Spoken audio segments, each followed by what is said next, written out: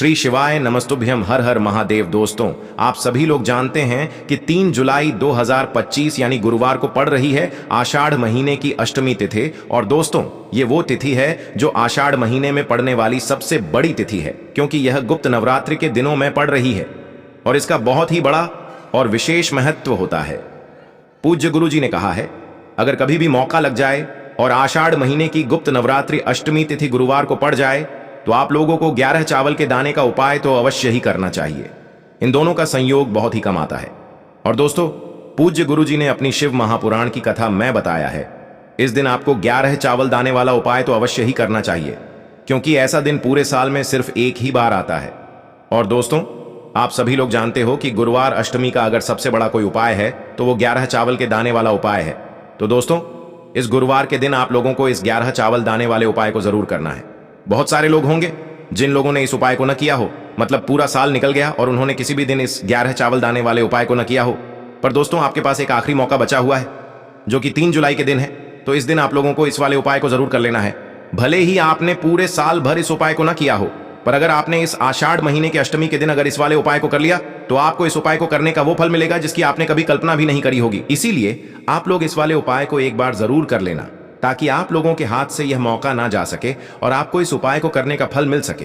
दोस्तों, यह उपाय पंडित जी ने अपनी अभी की ही शिव महापुराण की कथा में बताया है। जिस उपाय को आज हम आपको बहुत अच्छे से समझाने वाले हैं, इस वीडियो को देखने के बाद इस उपाय को समझने के लिए आपको कोई और वीडियो को देखने की जरूरत नहीं पड़ेगी। तो चलिए दोस्तों, उपाय को शुरू करते हैं।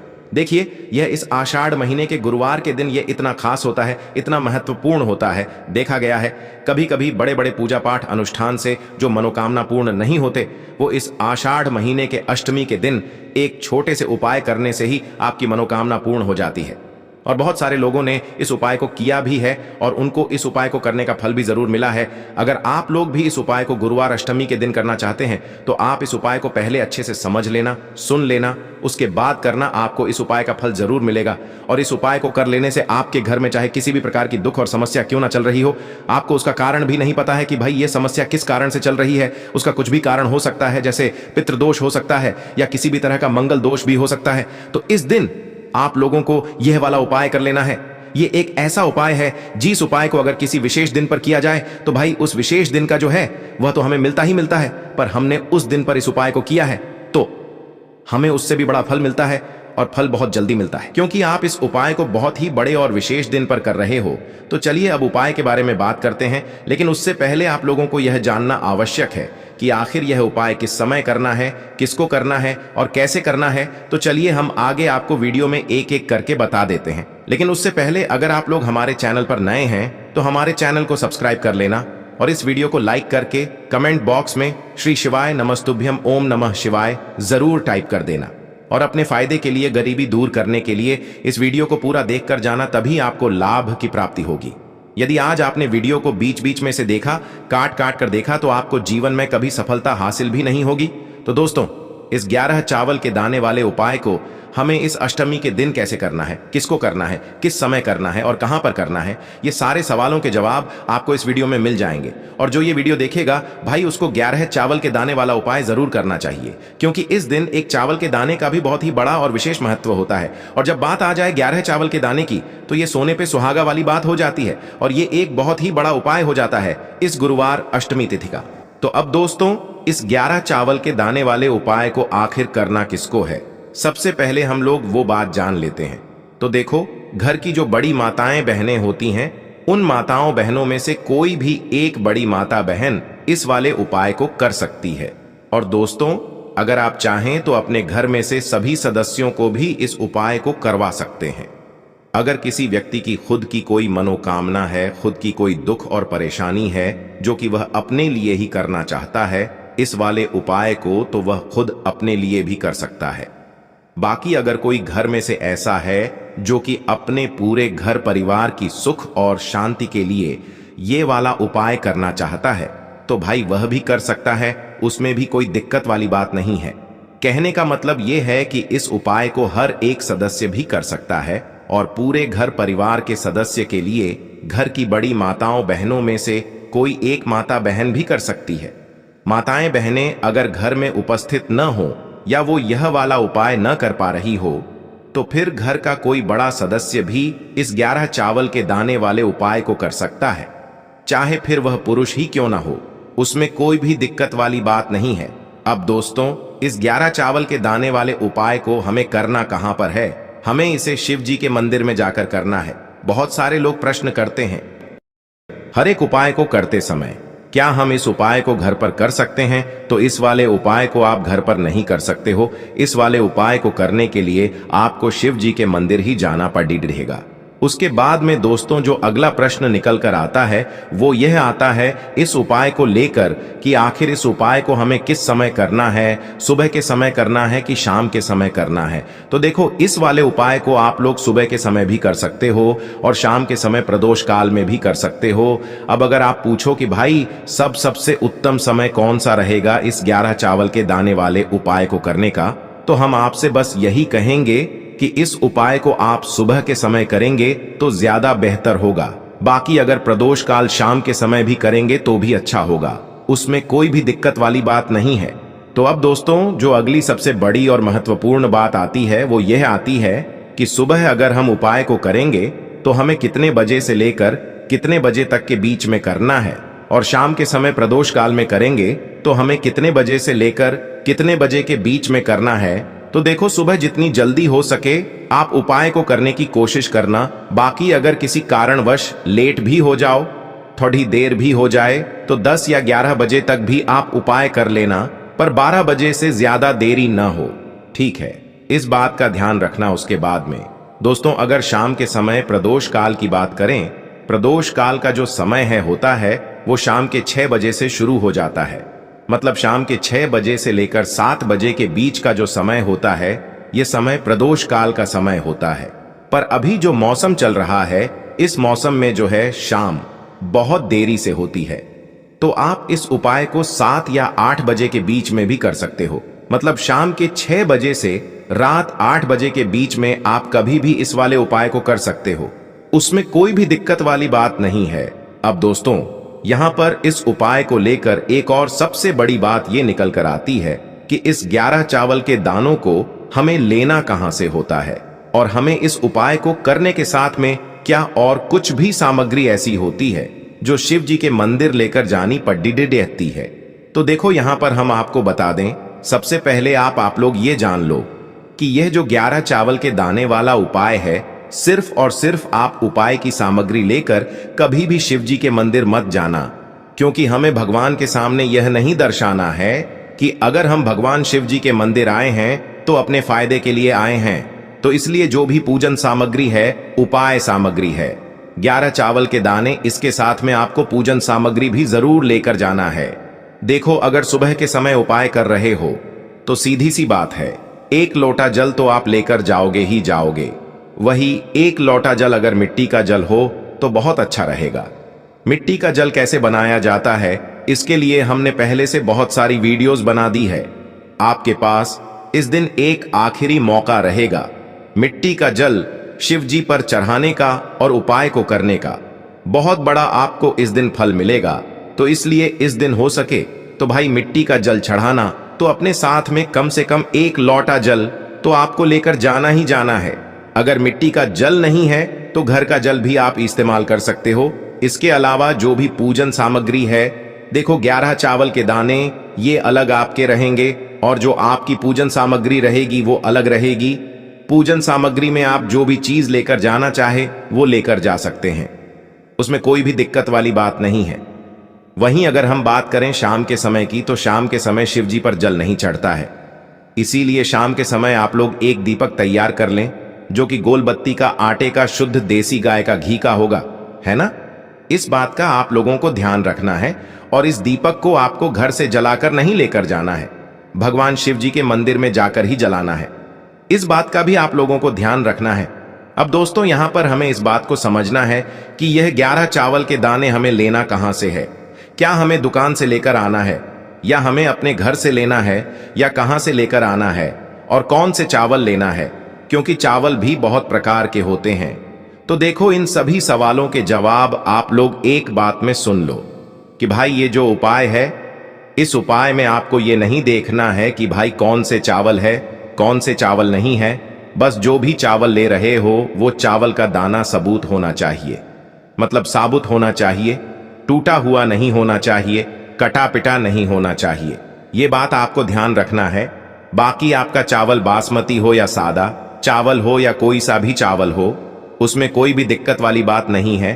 तो सीधी सी बात है कि आपके घर के रसोई घर में जहां पर आप भोजन बनाते हो, वहां पर जो भी चावल आपके उपस्थित हो, उन चावलों में से अपनी एक कटोरी भर लेना या एक मुट्ठी चावल अलग से निकाल कर रख लेना, क्योंकि हम 11 चावल ही यहाँ पर इस उपाय में लेने वाले हैं, तो हमें यह चावल के दाने गिनकर निकालने पर डढ़ेंगे।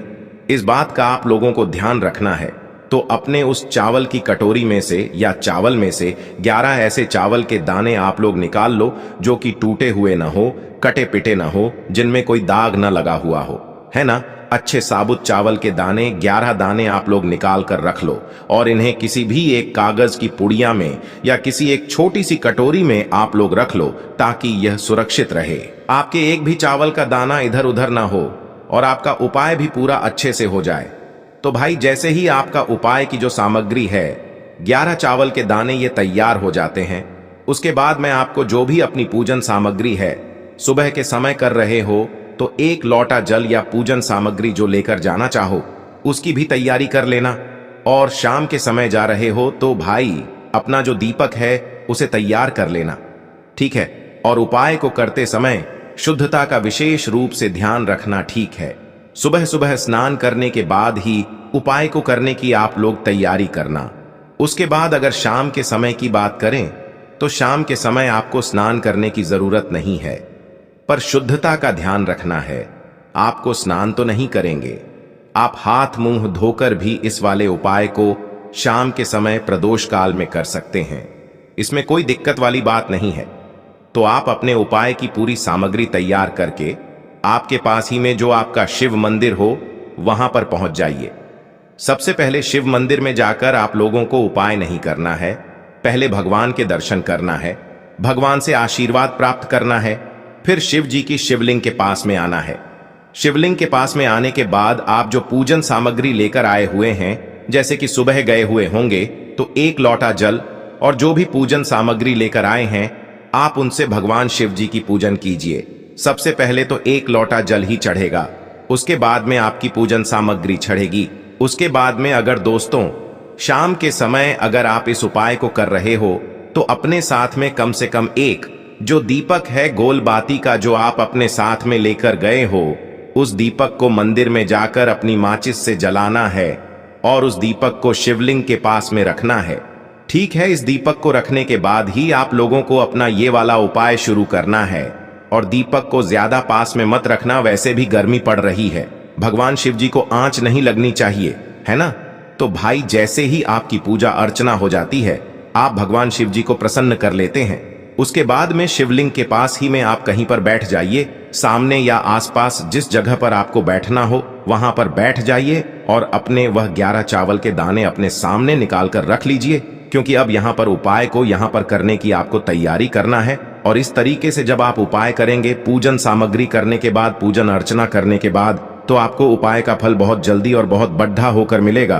तो अपने 11 चावल के दाने अपने सामने निकाल कर रख लेना। और यह जो उपाय है यह आपकी सीधे हाथ की हथेली से होगा, इसलिए इस बात का भी विशेष रूप से ध्यान रखना है। तो सीधे हाथ की हथेली का प्रयोग करके ही आप लोग अपना इस वाले उपाय को करना। अपने सामने जो भी आपकी कागज की पुड्डियां है उसको खोल कर रख लो, या कटोरी है तो भाई उसे अपने सामने रख लो और अपने वह 11 चावल के दाने निकाल लो, ठीक है। उसके बाद में दोस्तों अब आपको क्या करना है कि शिवलिंग आपके सामने होगी, तो आपने वह 11 चावल के दाने एक एक करके आपको शिव जी के शिवलिंग के ऊपर चढ़ाना है। कहां पर चढ़ाना है? शिवलिंग के ऊपर चढ़ाना है और कहीं पर भी नहीं चढ़ाना है। आपको अपने हथेली से तो शिवलिंग के ऊपर चढ़ना है, भले ही फिर वो अपने आप जलाधारी पर गिर जाए या मतलब वहीं पर गिर जाए, उसमें कोई दिक्कत वाली बात नहीं है, पर आप चढ़ाओ शिवलिंग के ऊपर ही। तो आपको क्या करना है, अपना पहला चावल का दाना उठाना है, श्री शिवाय नमस्तुभ्यम बोलना है और शिवलिंग पर चढ़ा देना है। इसी तरीके से दूसरा चावल का दाना उठा है, शिवलिंग पर चढ़ाना है और मंत्र बोल देना है। और फिर तीसरा चावल का दाना उठाना है, श्री शिवाय नमस्तुभ्यम बोलना है और चढ़ा देना है। इसी प्रकार से आपको पूरे 11 चावल के दाने एक एक करके शिव जी के शिवलिंग के ऊपर चढ़ाना है और भगवान से प्रार्थना करते जाना है। मतलब प्रार्थना तो आपको आखिरी में करना है, पर हर एक चावल के दाने को चढ़ाते समय श्री शिवाय नमस्तुभ्यम जरूर बोलना है। उसके बाद ही में यह चावल का दाना शिवलिंग के ऊपर आपको चढ़ाना है। जैसे ही आपके 11 चावल के दाने शिवलिंग के ऊपर चारहच जाते हैं, तो भाई उसके बाद में आपको क्या करना है, भगवान से अपनी मनोकामना बोलना है। मनोकामना भी कब बोलना है, जब आपका 11 चावल का दाना आपके सीधे हाथ की हथेली में हो और आप उसे चढ़ाने के लिए जा रहे हो। श्री शिवाय नमस्तुभ्यम बोलकर उस आखिरी चावल के दाने को शिवलिंग के ऊपर चढ़ा देना और भगवान से फिर अपनी वह मनोकामना बोल देना, जिस मनोकामना के लिए आप लोग अपना यह वाला उपाय कर रहे हो। जिस भी दुख और परेशानी के लिए आप लोग अपना यह वाला उपाय कर रहे हो, उसके बाद में जैसे ही आप अपनी मनोकामना बोल देते हो, आपका यह वाला उपाय पूरा हो जाता है। पर दोस्तों, उपाय को करने के बाद आप लोगों को 2 मिनट भगवान शिव जी के मंत्र का जाप जरूर करना है। और मंत्र का जाप करने के बाद भगवान से एक और बार प्रार्थना करना है अपनी मनोकामना के लिए या अपनी जो भी दुख और परेशानी है उसके लिए। इसके बाद में आप लोग भगवान को देखकर, भगवान से प्रार्थना करके, उनसे आशीर्वाद लेकर वहां से उठ सकते हैं और अपने घर पर जा सकते हैं। बस दोस्तों, यहां पर यह वाला उपाय पूरा हो जाता है। इस तरीके से जो भी व्यक्ति छोटी छोटी चीजों का ध्यान रखते हुए इस 11 चावल के दाने वाले उपाय को करेगा, निश्चित सी बात है उसे उसकी मनोकामना जल्द ही पूर्ण होगी और जो भी दुख और परेशानी है वो भी बहुत ही जल्दी दूर होंगे। और दोस्तों, अगर आपको हमारी ये वीडियो पसंद आई हो तो हमारे इस वीडियो को लाइक और चैनल को सब्सक्राइब जरूर करें। हर हर महादेव, ओम नमः शिवाय। के लिए आपको लेना है 11 चावल के दाने। गुरु जी ने कहा है चावल के दाने खंडित नहीं लेने हैं, बिल्कुल साबुत होने चाहिए। उसके साथ में आपको लेना है एक बेलपत्र। बेलपत्र का भी एक नियम है, अगर आपके पास बेलपत्र नहीं है तो आप शिवलिंग से उठाकर उसको पुनः शुद्ध जल से धोकर इस्तेमाल कर सकते हैं। इस प्रकार आपको बेलपत्र लेना है। इसके बाद आपको एक लोटा जल लेना है। अब ये सब सामग्री लेकर आपको जाना है महादेव के मंदिर में। देखो, अब आपको उत्तर साइड में खड़े हो जाना है और सबसे पहले आपको एक बेलपत्र अपने हाथ पर और 11 चावल दाने रखकर शिवलिंग के ऊपर अपना नाम और गोत्र बोलते हुए समर्पित कर देना है और ओम नमः शिवाय श्री शिवाय नमस्तुभ्यं का लगातार जाप करना है। अब आपको जो एक लोटा जल साथ में लेकर आए थे उसे धीरे धीरे बेलपत्र और चावल दाने के ठीक ऊपर आपको समर्पित करते जाना है और शिव पुराण के मूल मंत्र श्री शिवाय नमस्तुभ्यं का 11 बार जाप करना है और अपनी मनोकामना बोलते जाना है। देखो, बस छोटा सा उपाय करना है, देखना एक दिन आपके सब काम बनने लग जाएंगे। गुरु जी का बहुत ही विशेष उपाय है। चलते हैं तीसरे उपाय की तरफ। देखिए, इस उपाय के लिए आपको 2 दीपक लेने होंगे। दोनों ही दीपक आप मिट्टी के भी ले सकते हैं और दोनों ही दीपक आप शुद्ध आटा मढ़कर उनके भी तैयार कर सकते हैं।